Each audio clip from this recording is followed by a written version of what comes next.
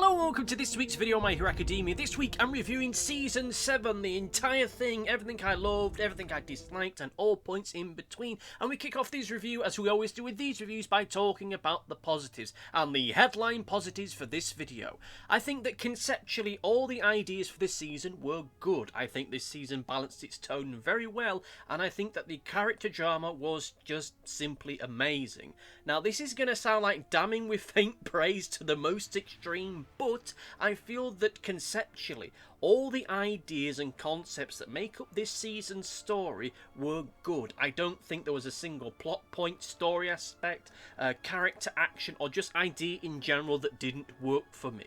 Sure, the execution here and there might not be quite as I would have liked it to have been, but mechanically, tonally, in terms of character, world building, scale and reach, they all work. There was never a moment in this season where I thought, oh, that doesn't work, or oh, that isn't very good, or there's something about this that doesn't click for me. It all worked for me. Yeah, I'd hate to invoke the spirit of you-know-who, but it just works. Yes, whilst I am disappointed that the Star and Stripe arc and the Traitor arc went the way that they did in terms of length, the way in which they actually went in terms of the events they're in and the way that they included happened in ways that make sense to me. And again, there was never this situation me going, oh, that doesn't make sense, that is illogical, that is just silly or stupid. You know, we can debate if a character like as powerful as Star and Stripe, who is backed up by one of the most advanced militaries in the world, with one of the most sophisticated intelligence and security services in the world behind her, would truly have been defeated by a Tomura. We could debate whether a character as Tomura would have waited as long as he did to take her down, or whether or not he should have struggled to the extent that he did do when fighting her. But the way that it all wrapped up with her being killed and then getting that final strike on Tomura and All For One after the fact makes perfect sense and is a great way to round that character off and a great way for that character to go out. And it then foreshadows later revelations with All For One's plan not going to, well, plan with Aoyama, and then later with Giganta turning on him and betraying him later on in the season. Aoyama being outed as the traitor and his friends going out to bat for him and coming up with his great scheme to try and get one over on All For One makes sense, because of course they do things like that, and it makes sense given the tone and the presentation of friendship saving the day. We could of course argue as to whether All For One would have fallen to it to quite the extent that he did, but this being used as a mechanism to find him, flush him out and get this into the final storyline makes sense. Now, I'm not going to go through every single plot point of this season and just keep doing this cycle, but you get the idea. Whilst the exact mechanism to get these endpoints might be a bit wonky due to pacing, what have you, I still think that at the end of the day, the conclusion of each of these different plot points and story moments makes sense to me. There is no great leap of logic. There is no one acting out of character. I mean, sure, there has been some debate online whether All For One's plans backfiring in the way that they would do is working with his character or not, but I'd argue that that is stuff beyond his control, so that's a whole other discussion for all other time. I'm not going to get into it now. And I will, like I say, I don't think there's ever really been a moment where someone has acted in such a way just to make the story happen. We all know those moments within stories where it's a case of, why did this character do this? Well, we wouldn't have a story. There's a couple moments where you can argue that being the case, but as far as it all from a purely mechanical point of view, it all works. But there is a but that but will come later on. I know that it might seem really strange to just celebrate a series working in a mechanical way, because that almost feels like celebrating water for being wet, but let's be honest here, friends, we are in a very vital part of the story. We are into the final storyline now. There may be stories after this point, there may be other movies, there may be other sequel series, there may be other spin-offs, but for the foreseeable future, this is it. And there are a wealth of different TV shows, comic books, manga, film, video games, stage plays, radio plays, which have all bollocked things up right in their final moments. I don't need to make a list for you of all these programs and all these things that really screwed the pooch in their final few moments or final couple episodes and then ruined the legacy that they had built up for themselves. So as far as this series itself is concerned, it is in a very fragile position where if there's one toe out of place, if there's something about the way all this ends that is a critical harm against it, regardless of whatever the author's intent for future things down the road may end up being, there's probably not going to be the enthusiasm for it, because, let's face it, it ends up becoming that question of, why should I watch such and such if I know the ending's going to be bad? You know, recently we've had the 20th anniversary of Lost. I hear Lost is a great show up until the point it gets to its ending, so why would I dedicate all the time and effort into watching that if I know the ending's going to be bad? And a similar thing could end up being said about My Hero Academia. Oh, why would I commit to watching 8 seasons of it if I know the ending is going to be bad? I know the ending for this isn't to everyone's liking. I don't know what it is. I've been avoiding that as much as possible. But hey, we all see where these things go. And from what I've seen, the appreciation of certain moments between the anime and manga audiences for this can be widely different. But bearing in mind that we are into the final run of all of this, the writers behind all of this is doing everything in their power to avoid any feeling of this ultimately being a disappointment, and then losing any goodwill that they might have built up, and then having to then hope in the next 5-10 years we get the post-mortem of where did it go wrong with My Hero Academia, or My Hero Academia is better than you remembered, or the misunderstood anime, you know, those kind of YouTube titles that you probably see if they do screw the pooch of all of this. But purely and simply from a mechanical point of view, there's never been a moment this series, or at least this season, where, oh, this is the moment things took a turn for the worse for me. As there was a feeling of that last season, but you can always find my thoughts on the previous season by just looking through my past videos. But a lot of the reason why I like this season a lot more than the previous one is just how it's able to balance its tone a lot more effectively for me. Let's be honest, like I've just said, we are in the final stage of the story, and as such, typically this is the dark moment of the story, where things are at their most miserable, bleak and dark, and reinforces this feeling that I have deep within me of, oh golly jeepers, I'd never want to live in this world. And whilst this season might lack in moments of levity and humour, and for my money what moments of those that there were poorly handled or poorly implemented, I don't think there was a moment in this season which made me feel as though the writers were reveling too much in their own bleak darkness, or getting into things that were just too dark or gratuitous.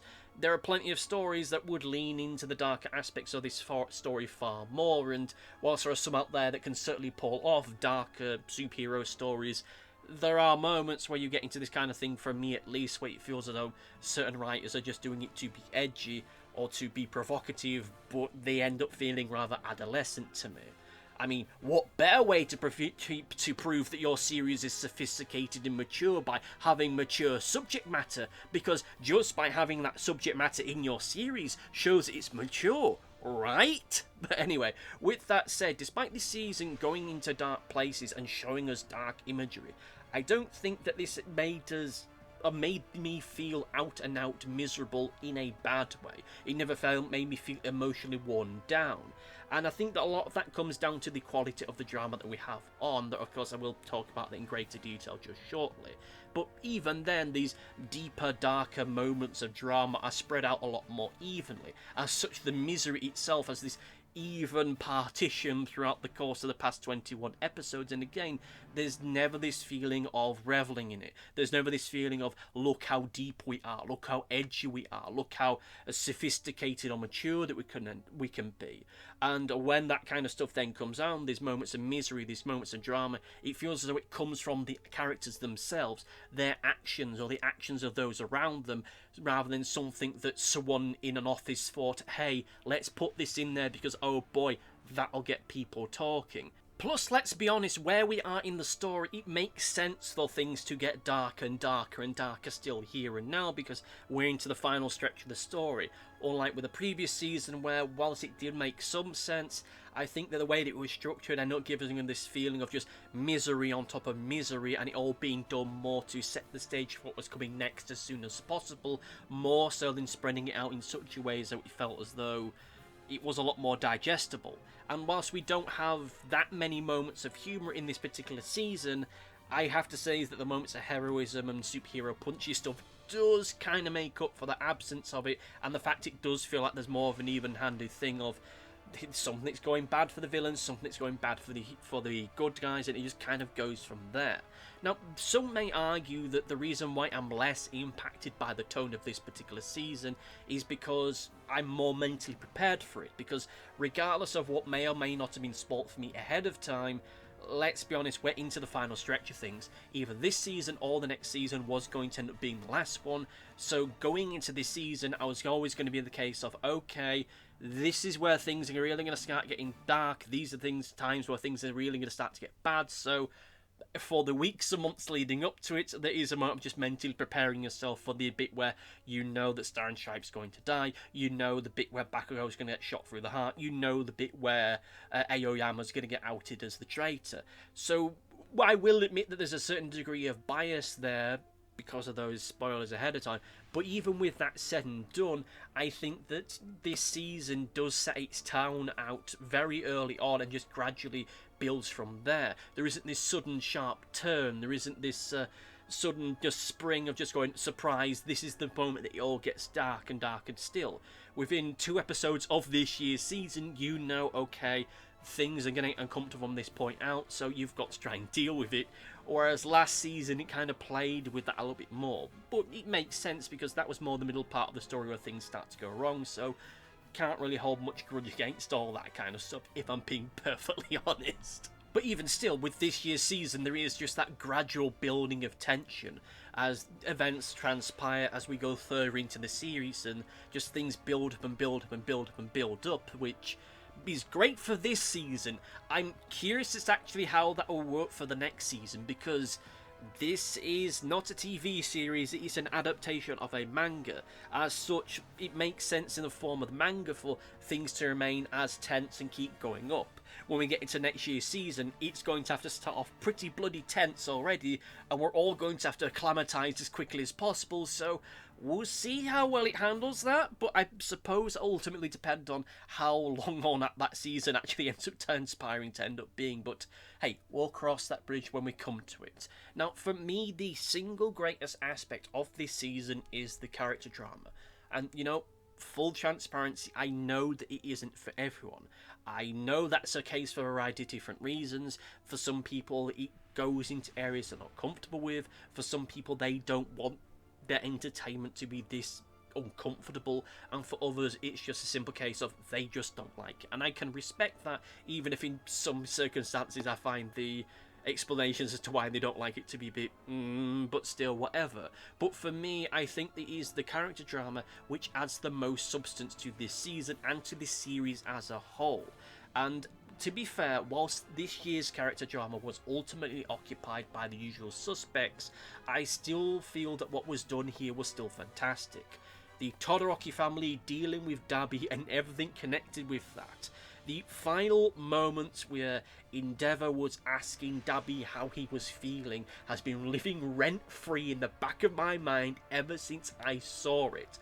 It is a moment which just sticks out to me far more so than the action, far more so than the spectacle of everything that was done in both the fights that Dabi was involved in, as it is the perfect culmination of Endeavour's story and character development. His story is not about him becoming the #1 hero, it isn't about him becoming the best role model that he can be, it's about him learning what it truly is to be a father, and become the man that he always should have been, rather than the man that he thought that he had to be.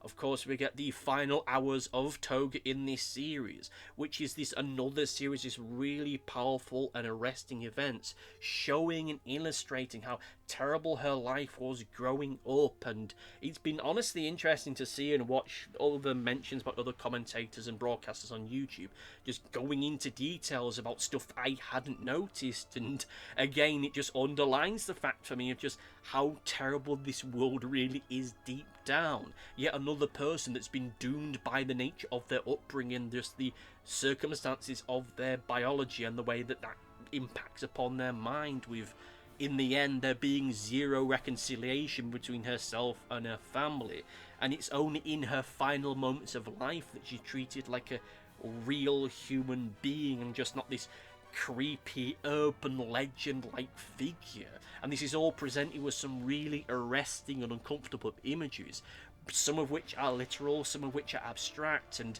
it creates something that borders on the haunting in paths of it. And these parts of it are the things that I will remember the most of this particular season of My Hero Academia. I will remember them far more so than I'll ever remember the action, because it is these moments of drama that really do give character to this series in a way that I don't often feel is really given credit to it. And it's what we get with Toga, which illustrates for me what the issues that Star and Stripes arc and the Aoyama stuff don't quite get right, and why they don't land for me in quite the way that they should have done, regardless of spoilers ahead of time. Toga's presence as an emotional focus is given more time to boil. Even if we exclude what has come in prior seasons, she, in this season alone, is this semi-constant presence from almost the very beginning of this season up until the moment she leaves. As time goes by, she becomes more and more of a focus until the final couple episodes, where she becomes a primary focus, and we're well aware of her as a threat, and then we learn as to why she became that threat. Star and Stripe doesn't really get enough time to feel compelling, and the traitor arc stuff and everything that's connected with that, especially with Aoyama, is forgotten almost as soon as the fighting starts. Yet with that said, we have stuff like what we have with Shoji and Coda, which is just as short-lived as the Star and Stripe and traitor arc stuff, but is more impactful. Now, maybe that's because, despite the anti-heteromorph hatred stuff not being as consistent as some would argue it should be as part of the DNA of this series, it is easy to recognise parallels with that both in real life and in terms of other pieces of superhero fiction, and as such, there's less busy work needed to buy into it. I mean, if you know of this X-Men, you understand this one.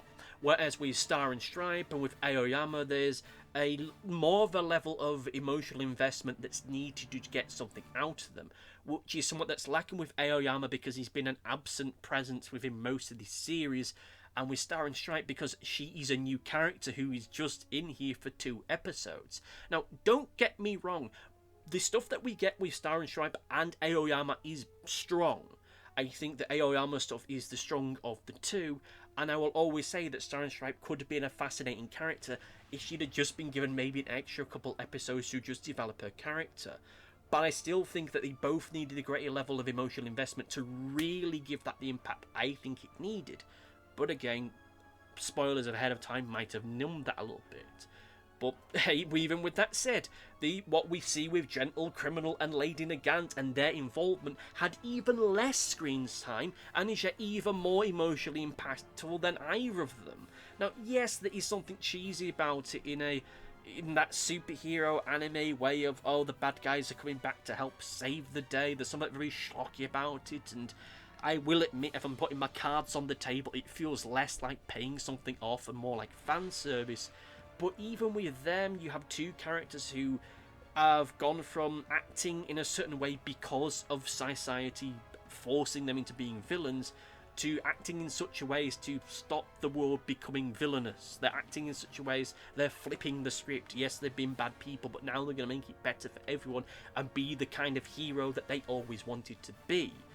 I don't think there has been a bum note as far as the character drama for this season is concerned. The circumstances surrounding Bakugo and the sacrifice of the folding ninja guy notwithstanding, I think that itself would have worked better had the folding ninja guy been more of a present character throughout this series. I will admit that Midoriya's involvement in this series this season has been limited, a lot more so than it really should have done. I mean, we're not quite getting into Midoriya feeling a side character in his own story, which I think has been an issue in prior seasons, but I just feel that here and now he's been underutilised. But I think that he will end up getting that greater focus as time goes on and as we get closer to the grand finale of all of that. What we get here is still strong, especially performatively. Just that moment when he just sees what has happened to Bakugo and just the performance that we get from there of the character just choking, sounding like they're drowning on dry land. Just, it is this really stark moment of performance. I just wish that the character had been used in more dramatic moments so we can get this deeper dive into them. I think that not getting more into the psychology of the character in the lead up to the final battle is something that we needed, and it's something we kind of get a little bit in the mini-series flashback thing before this season kicked off, but that's a whole other discussion for a whole other time. And whilst we are pivoting into a negative tone, let's get into the negatives. And the headline negatives is that I felt that the animation quality of this season was inconsistent throughout. I think that the story arcs and storylines are more broadly than not just way too short, and I think that the pacing throughout has just been really choppy. Now, I think it's best that we get into something a little bit more procedural here before we get into stuff that's a lot more in-depth, but I think the overall animation quality of this season has been inconsistent. For clarity, I feel that there has been some fantastic, really amazing moments of animation in this year's season, and certainly as we got to the latter half of this year's season, the animation quality really got far more consistent and far more of a greater quality.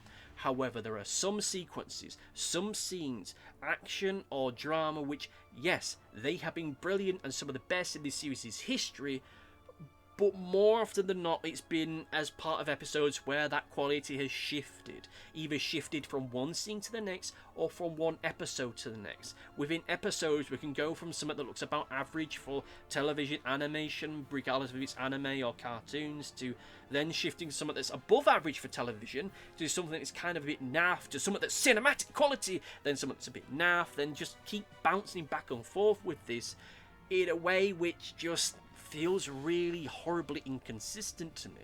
In fairness, the best animation was always saved for the biggest and most dramatic moments. You know what those moments are because you've seen this series. However, in the bits in between, when we get into those more meat and potato moments and scenes, those ones that just need to happen for the sake of the story actually working, the animation quality can be sorely lacking. Again, I don't think that it was any moment where the animation pivoted to a terrible degree. I don't think there was a moment either where we got poor quality animation for something that should have looked far better than it did do, but if I was on purely consistency levels alone, I think that this year's season is not as good as ones we've had maybe a season or two previously. Now, in all fairness, the animation quality is hardly the worst aspect of this season, and I still think that it is largely good. And with the odd exception here and there, I think the CG was the best integrated it has ever been in the entirety run of this entire series up until this moment, with the exception of the Star and Striped skeleton just looking really out of place in a way in which, well, they certainly get an A for effort if nothing else. And yes, some shots, some expressions, some action sequences, some character designs are supposed to be uncanny and have a strange, creepy or off-putting look to them. However, you don't need to be an expert to know when these moments were intentionally supposed to be weird and kind of a bit scruffy looking and when they were done unintentionally. And yes, before anyone says it, no, I couldn't do better than this. I struggle enough with drawing the thumbnails for these videos without a reference image being constantly in my eyeline. Animation is something that's beyond me, but for a studio of this quality that has proven time and time again that they can produce high quality stuff consistently, it is a shame that we don't get that consistent quality, which just ends up being rather periodic. Now, in wholehearted honesty, the next 2 points could easily be considered one and the same, but I think it's worth discussing them separately, as one is more of a structural issue, whereas the other is a little bit more of a storytelling issue. That being the storylines and the individual story arcs, for me, feel rather short. Without echoing too much as what has been said in previous reviews, I am honestly rather staggered at just how short the Traitor and Star and Stripe arcs really were. Now again, in the full interest of full editorial transparency, I knew these arcs were coming. And going into this season, if I'm being perfectly honest, I expected the Star and Stripe stuff to be the first half of this season, with the second half of the season being dedicated to the Traitor arc, and then that way the next season would be almost exclusively the final arc, the big final confrontation. And whilst that ultimately wasn't the case, I can't say that I'm disappointed by that, and I'm not going to sit here and get butthurt at the fact that I misunderstood things going into this. So I can't hold that against this season and how it's constructed. However, with that said, the Star and Stripes arc is only 2 episodes long, And as far as the traitor arc is concerned, to call it an arc, it feels like a vast overstatement. Neither of them really feel like arcs, they just feel like two-parters, if that. They're barely a storyline. Yeah, I can understand the Star and Stripe one being as short as it is, or being the shortest out of the 3 this season. Star and Stripe is a new character, she exists purely to build out the world and to act as a yardstick to measure the strength of Tomura, and to add peril for what may come next. And whilst I feel that more could be done with her character, I can understand why she and her arc were as short as it was. However, the traitor arc being as short as it was, I find to be just baffling. Whilst an argument can be made for it being longer, I think that at the very least there needed to be more active hints that it was still in play. Because it was a season or 2 ago where we had a character say, I think it was Principal Nezu effectively saying, oh yeah, this doesn't matter, we're not focusing on this anymore. And from that point on, there was next to no effort building it up or keeping it going on. Had I not known that the traitor stuff was coming up this season, I would have almost totally forgot this actually being a part of the series at all. And by the time it actually brought back into the series and were reminded by it, it's over almost as soon as it's mentioned. Yes, I'm sure that the longer consequences for what Aoyama has done and for Aoyama as a character are still pending.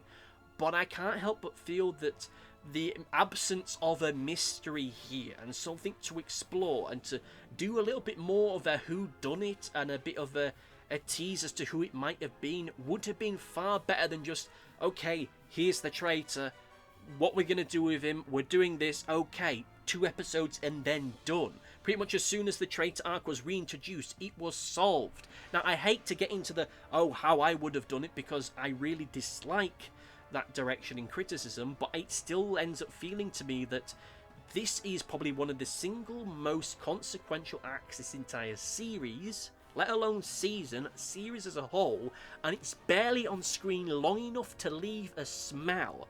And easily, the opening quarter of this season could have been dedicated to the traitor arc for what it was worth, but it wasn't. You could have easily built out the Star and Stripes arc and the traitor arc to make it more than what it was, the traitor arc especially, but it didn't. And that left me this feeling, certainly when it came to doing that first mid-season review, where it felt as though everything was being rushed and everything was being expedited and everything was being brought forward because reasons. I don't know why they want to rush through all this stuff as quickly as possible, but it just ends up giving us this strange feeling that nothing is given enough time to settle. And given just how emotively powerful some of these things are, we as an audience need a moment to just say, okay, that's just happened, how do we deal with it? And if we don't get those moments, it can start to feel mentally exhausted. Now, in fairness, the final arc, by all accounts, is the single longest arc of this entire series, and thus far, as an arc in and of itself,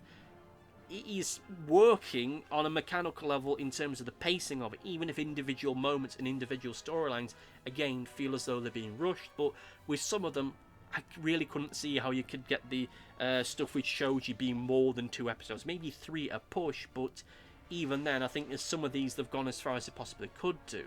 When the final battle arc kicks off, it doesn't take long for it to settle down into a groove, that groove being constantly turning as to which side is leading this battle. Now, having a storyline with twists and turns to make it unpredictable is a good choice. My problem, however, is the fact that those twists and turns only last an episode or 2 when they're being introduced. Oh no, the villains are winning! Next week, hooray, the heroes are winning! Next week, oh no, the villains are winning! And so on and so forth. Now, it ends up creating this feeling that once again, nothing's really given enough time to settle down, and it ends up creating this feeling that no side is in overall control for that amount of time. On the one hand, this makes it unpredictable and makes it something that we're always in a case of who's going to win out, but after a certain point, it starts to become incredibly predictable, because this isn't a case of one side being in control of things for 2 or 3 or 4 episodes. It goes from heroes one week to villains the next week to heroes next week and then villains the next week after that. To the point where it ends up feeling that no matter what happens, no matter what brilliant thing or bad thing ends up happening, we all know that, well, next week it's not going to matter because things are going to end up flipping again. And all of this ends up boiling down to what I think is my single biggest issue with this year's season, which is the fact that I think the pacing is rather bad.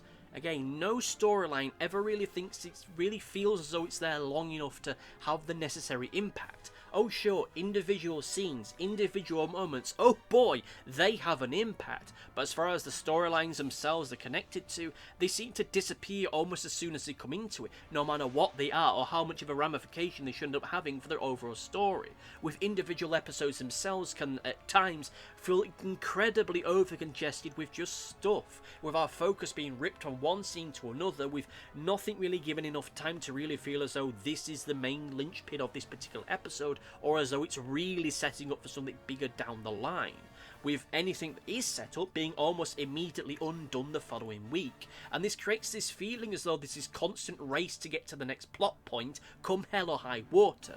Now, in fairness, this feeling does start to dissipate towards the latter half of this season, where it feels as though we're starting to get into a bit of a better groove, and that we're starting to get into a better kind of pacing for all of this. But even by that point, there is still this feeling that we've raced through so much up until this moment, that there's so much it feels though it hasn't had enough time to settle to really create that sense of everything falling down and everything breaking down, that we're really getting to this deep midnight of the soul that we're really supposed to be getting into as far as this whole storyline itself is concerned, with much of an opportunity to expand upon all of this material, or at least some of it being squandered as we just move on to the next big action sequence. So we really need to wrap up this character, so we're going to do it next episode regardless of whatever this character's end up doing.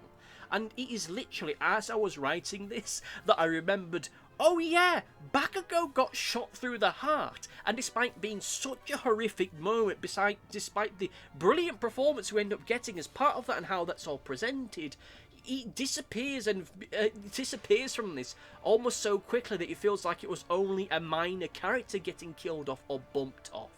When he first gets hit, it's a shock, but then in the next episode, a solution is found. There's no speculation, no horror, no fear that he's dead, no sense of ambiguity or debate from us as an audience as to, oh, what has become of Bakugo? Is he really dead? No, they can save him. What are they going to use? Because the means to save him comes literally the next episode.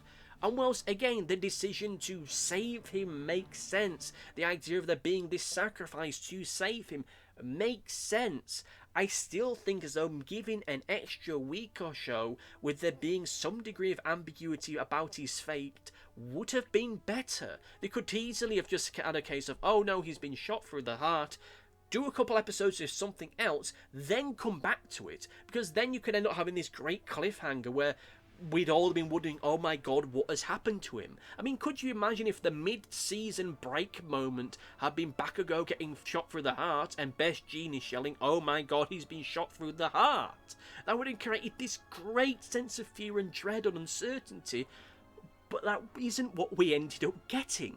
Because again, almost as soon as that comes into play, the solution is found the very next episode, which thwarts what could have been some very powerful and scary drama.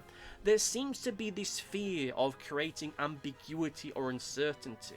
If events slowed down just a little bit, and had these odd story points had an extra episode or two, or an extra scene or two to build stuff out of it, I think it would have made this season a lot stronger, and it would make some of these moments far more effective. Maybe there is this fear that if it's not totally mechanically sound, that it will ruin the legacy of what came before it. Maybe there is this fear of, well, you know, if a character acts a certain way, or there isn't a solution here and there, then people aren't going to like it anymore, and people aren't going to like My Hero Academia anymore, or maybe there's this fear that it won't live up to the hype that is created by certain fans and fan broadcasters, some of whom it already feels as though they're sharpening their knives for an inevitable where did it all go wrong commentary. Because I don't know why there is this fear of even creating a sense of fear or ambiguity for the sake of our characters and our heroes. Because it's maddening that with so much of this season, the ingredients are there to make something spectacular. But for the lack of better pacing, for the lack of wanting to make some of these events go on a little bit longer, maybe put them to one side for a little bit whilst we created this greater sense of ambiguity, this greater sense of peril, that maybe then it would have been a little more stronger. But without them, it feels as though some of this drama has not been able to live up to the potential that it really should have done. Because again, it feels as though as soon as something bad comes along, immediately next week it's going to end up getting undone, and vice versa. With all that said, however, let us get into the overview. And I think that pound for pound, this is a good season. Not great, not terrible, not fantastic, but good. There are some really brilliant moments in this year's season that I've already mentioned, some which will remain rent-free in the back of my mind for many weeks and months to come. The character drama is astounding and is in a highlight of this season and is one of the highlights of this series. There is nothing about these storylines that made me think, oh, that was a bad choice in and of itself.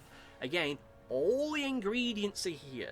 The problem is the matter of the pacing of it, because whilst individual ideas might work on a mechanical level, the delivery of them is something that's lacking. The animation quality is something that feels a bit take it or leave it. I will admit I've seen far, far, far worse, but when we end up having a situation where we have storylines ending so quickly that it's not until I start writing the review that I remember some of these things happening, especially given the severity and importance of them, I think that's bad. I think that had there been less time running from next one plot point to the other, a little bit more time to just let things settle and let things focus down, this would have made for a more substantial feeling season. I don't know why this is the direction I've gone down. I fear that there is this fear that it might be seen as being, if they kept the misery going for too long, it might make the season feel as though it's getting miserable or too miserable. I really don't know, but I still think that this is a good season. I think that maybe pound for pound, this is one of the better anime series I've seen this year, but I do wish that for the sake of just taking a time to let us catch our breath and go into greater detail with some of these storylines, we could have had something a little bit stronger here. It's still good, and I still think it's better than last year's season, but there is this simple case of, okay, we can't have it flipping about as much as it has done. We need a little bit more time to just let things settle down, and for us as an audience to speculate and fear as to what might come next, which I think is something that's being overlooked. Maybe this will improve. I hope it's going to improve, but we'll soon see about all that. With all that said and done, it's time to get to Comment Corner! It's time for Comment Corner. Now, I'm recording this a few days after the fact. I'm recording this on Friday, the day before this video goes out. It's just gone 12:30, and if anyone's left a comment after this point, apologies, it's not going to be in this video, but I will have read it and responded to it, and it may well appear in a future video. But with all that said, let us get on to the comments for this week, which is of course referring to last week's video, Battle Without a Quirk. We start off with Big X1 once again, who says, I like this episode, but I didn't feel it was a big end to me. It feels like a pause, which I guess makes sense given that it's a break in the story. I like the season as a whole, but some stuff passed too quickly that it doesn't feel like it had as much happened as it really did.